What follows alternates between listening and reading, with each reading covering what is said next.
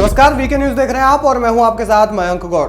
लोकसभा चुनाव के बीच हरियाणा में भी सियासी बवाल कट गया है। हरियाणा में बीजेपी का जो मंत्रिमंडल था, यानी कि मनोहर लाल खट्टर मुख्यमंत्री और उनके साथ में कैबिनेट मंत्री जितने भी थे, उन्होंने सामूहिक इस्तीफा दे दिया है। जी हां, सामूहिक इस्तीफा दे दिया है, यानी कि हरियाणा में कह सकते हैं कि सरकार कुछ समय के लिए टूट गई है और बहुत जल्द ही, यानी कि आज के आज ही नई सरकार बन जाएगी। हालांकि सीएम कौन होंगे, इसको लेकर के भी संशय है। सीएम बताया जा रहा है कि मनोहर लाल खट्टर ही दोबारा सीएम बनेंगे और दूसरी तरफ सूत्रों का यह कहना है कि मनोहर लाल खट्टर सीएम पद की शपथ ना लेकर के उन्हें करनाल से सांसदी का टिकट दिया जा सकता है, यानी कि लोकसभा चुनाव में मैदान में उतारा जा सकता है। यह तो रही ऊपर की बातें कि हरियाणा में आखिर हुआ क्या, लेकिन सवाल यह है कि हरियाणा में आखिर ऐसा हुआ क्यों। दरअसल हरियाणा में 90 विधानसभा सीटें हैं, जिसमें से 46 विधानसभा सीटें बहुमत का आंकड़ा तय करती है। 41 जो है विधायक बीजेपी के पास है, वहीं 30 विधायक कांग्रेस के पास है,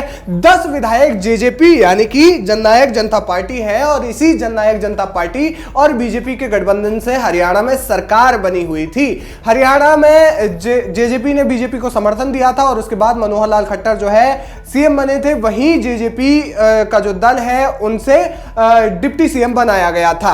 अब इसके बाद से सवाल यह है कि आखिर ये सरकार जो है टूटी क्यों। दरअसल लोकसभा चुनाव में जेजेपी जो है वो 1 से 2 सीटों की मांग कर रही थी। 10 लोकसभा सीटें हरियाणा में है और 1 से 2 सीटों की जब मांग कर रही थी, तो दूसरी तरफ बीजेपी जो है सभी लोकसभा सीटों पर अकेले चुनाव लड़ना चाहती थी। इसके अलावा आपको बता दें कि हिसार, भिवानी और महेंद्रगढ़ सीट की जो है वो मांग की जा रही थी और एक भी सीट देने को बीजेपी तैयार नहीं थी। पिछली बार सभी सीटें जो है बीजेपी ने जीती थी, इसलिए बीजेपी किसी भी सीट पर कोई भी एक तरीके से समझौता नहीं करना चाहती है अन्य पार्टी को एक भी सीट दे करके।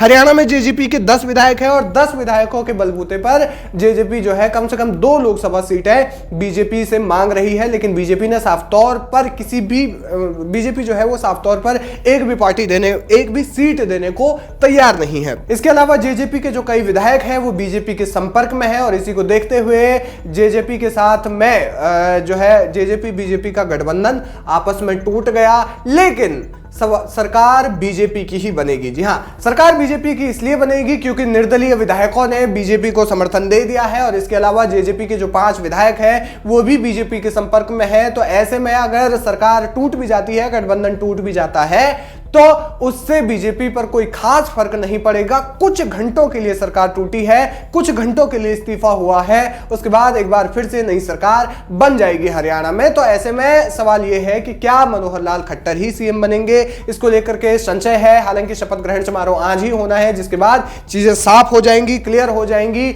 और पता चल जाएगा कि हरियाणा में कौन जो है नए मुख्यमंत्री बनेंगे। तो ऐसे में हरियाणा लोकहित पार्टी जो है वो एक सीट पर है और ऐसे में जेजेपी के अलग होने पर बीजेपी को समर्थन 48 का हो जाता है, यानी कि बीजेपी के पास बहुमत का आंकड़ा पार कर लेती है बीजेपी, यानी कि बीजेपी जो है अकेले दम पर इसके बाद हरियाणा में सरकार बना लेगी।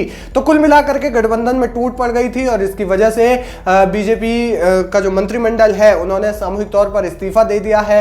हालांकि बहुत जल्द ही सरकार भी बन जाएगी। कुल मिलाकर के एक जो छोटा सा अंतरकलह कह सकते हैं इसको, वो हुआ जिसका फायदा तो बीजेपी को हुआ, लेकिन इसका नुकसान पूरी तरह से जेजेपी को हुआ है। क्या कुछ कहना चाहते हैं आप इस खबर पर, हमें कमेंट करके जरूर बताएं।